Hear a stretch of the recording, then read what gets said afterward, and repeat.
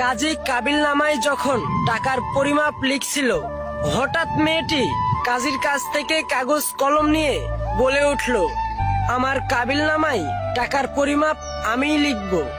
আমি যা লিখব আমাকে তাই দিতে হবে।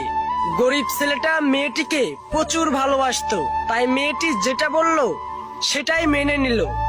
আর দরদ ভরা কণ্ঠে বলে উঠল, এমন কিছু লিখো না যা দেওয়ার স্বার্থ আমার নেই।